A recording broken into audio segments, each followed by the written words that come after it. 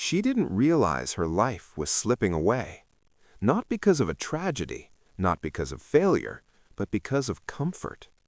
One silent afternoon, when her phone battery died, the noise disappeared.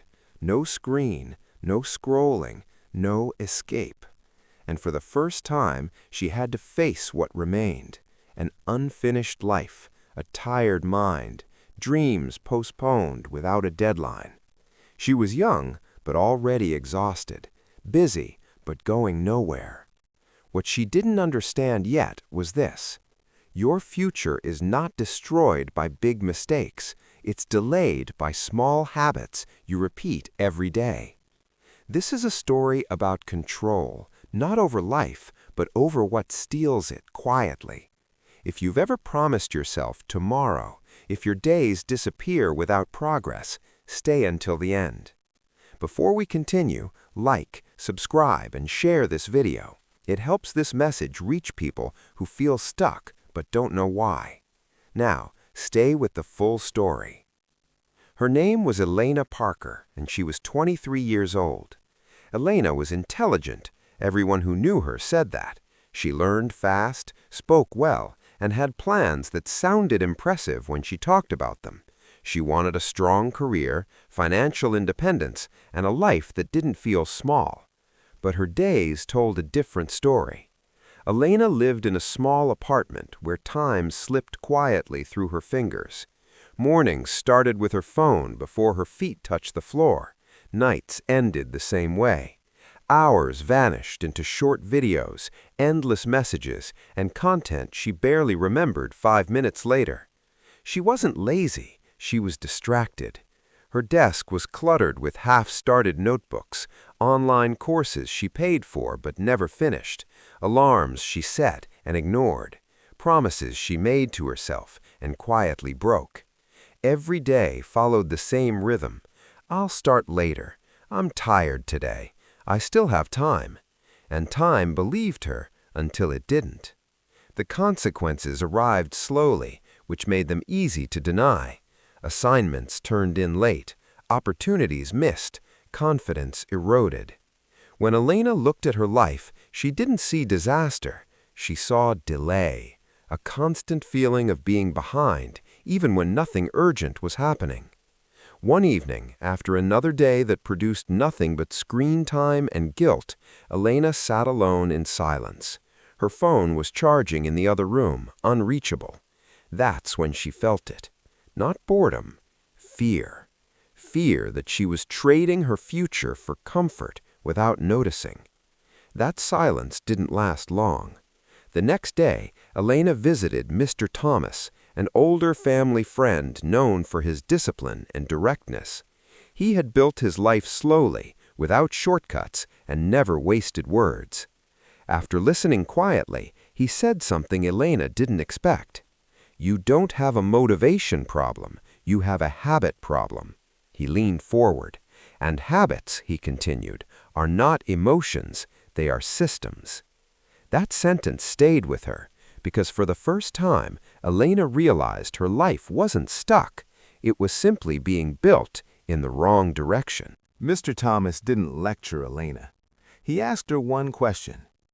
"Tell me," he said, "how do your days actually look, not how you want them to look?" Elena hesitated. Then she told the truth. She woke up tired because she slept late.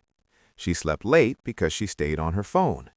She stayed on her phone because it felt easier than starting something hard. The pattern was obvious once spoken out loud. Mr. Thomas nodded. "You are feeding your brain fast pleasure and expecting long-term results," he said. "That never works." Elena felt exposed. She tried to defend herself. "But I'm young. Everyone does this. I'll get serious later." Mr. Thomas leaned back in his chair. "Later is the most expensive lie you can tell yourself," he said calmly. "It charges interest." That sentence hit harder than any insult. He explained the invisible problem Elena had never named: habit drift. Not destruction, not failure, drift. Small daily choices pulling her life slightly off course day after day, until the distance became impossible to ignore. You don't ruin your future in one day, he continued. You ruin it by rehearsing comfort. Elena thought about how often she chose easy over meaningful, how often she replaced effort with entertainment, how often she avoided discomfort and called it self-care. Then came the breaking point. Mr. Thomas asked her to do something simple. For 1 week, he said, write down exactly how you spend your time. Not plans, reality.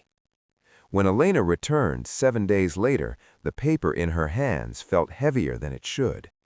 Hours lost to scrolling, tasks delayed, time traded for nothing. She stared at the page and felt a knot in her stomach. This, Mr. Thomas said gently, tapping the paper, is what you are building your future with. For the first time, Elena understood. Her problem wasn't lack of talent. It wasn't bad luck. It was unchecked habits, quietly deciding her future for her. Mr. Thomas didn't tell Elena to quit everything at once. He didn't demand discipline overnight. He didn't ask for motivation. Instead, he gave her a rule, a simple one. Remove before you add, he said. Elena looked confused. You keep trying to fix your life by adding goals, he continued. New plans, new routines, new promises. He shook his head. But your problem isn't what's missing, it's what's in the way. He explained it in a way she couldn't ignore. Every habit either moves your life forward or delays it. There is no neutral behavior. Scrolling didn't relax her, it postponed her future. Staying up late didn't reward her, it stole the next morning. Avoiding difficult tasks didn't protect her peace, it multiplied anxiety. The first act of control, Mr. Thomas said, is subtraction. He asked Elena to choose one habit, just one, that clearly delayed her life. Not 10, not 5, 1. Elena didn't need to think long. Her phone. Not because phones are evil, but because hers had no limits. Mr. Thomas didn't tell her to delete everything, he gave her structure. No phone in the bedroom, no scrolling before noon, no notifications except calls. Control isn't restriction, it's direction. Then he gave her the second rule. Replace what you remove. Empty space doesn't stay empty, it fills itself. If she removed scrolling, she had to insert effort. Reading, studying, planning the day on paper. Something slower, something uncomfortable, something real. Finally, he gave her the third rule, the one that scared her the most. Decide who you are becoming, he said, and behave like that person before you feel ready. Future identity comes before future results. Elena left that conversation knowing something had shifted. She hadn't been given inspiration, she had been given control. The first days were harder than Elena expected. Not because the rules were extreme, but because her mind resisted silence. The first night without her phone in the bedroom felt unbearable. She lay awake, restless, her hand reaching for something that wasn't there. Her brain demanded stimulation, novelty, distraction. She realized then how dependent she had become. But she didn't give up. Instead of scrolling, she wrote down her thoughts, messy, unfiltered, honest. It wasn't comfortable, but it was grounding. Mornings changed next. Without checking her phone, time slowed down. She woke up earlier, not because she wanted to, but because she wasn't exhausted anymore. She made her bed, drank water, sat quietly for 5 minutes before doing anything else. Small actions, no motivation speeches, just structure. Studying felt painful at first. Her focus lasted 10 minutes, then wandered, but she stayed. She reminded herself of the rule, remove what delays, repeat what builds. 10 minutes became 20, 20 became 40. The guilt she used to feel at night slowly disappeared. Not because her life was perfect, but because her actions finally aligned with her goals. Mr. Thomas was right. Control creates confidence. As weeks passed, people noticed something different. Elena spoke with clarity. She finished what she started. She stopped apologizing for being behind. Not because she became obsessed with productivity, but because she stopped feeding habits that kept her stuck. One afternoon, Elena opened her old notebook, the one filled with unfinished plans. This time, she didn't feel shame. She felt responsibility. She crossed out what no longer mattered, simplified her goals, scheduled her days realistically. She wasn't doing more. She was doing less on purpose, and for the first time, her life felt lighter. 3 months later, Elena's life didn't look dramatic from the outside. She wasn't famous, she wasn't rich. Nothing magical had happened, but everything essential had changed.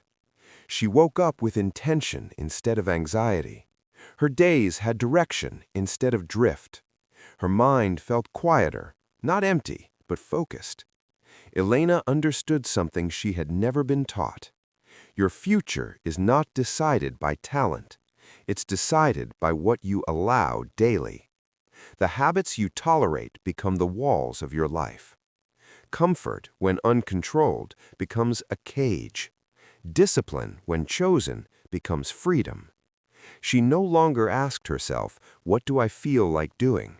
She asked, "What kind of life am I building today?" And that question changed everything. The moral is simple and uncomfortable. If you don't control your habits will control your future. Remove what delays you. Protect your attention. Choose structure over impulse. Not someday, today. Because life doesn't wait for motivation, it responds to behavior. And the smallest habit you change now decides who you become next. If this story spoke to you, don't promise yourself change tomorrow. Write in the comments, "I remove what delays my future." Subscribe to Remember This Advice and share this message with someone who feels stuck but still has time. Your future is listening to what you do today.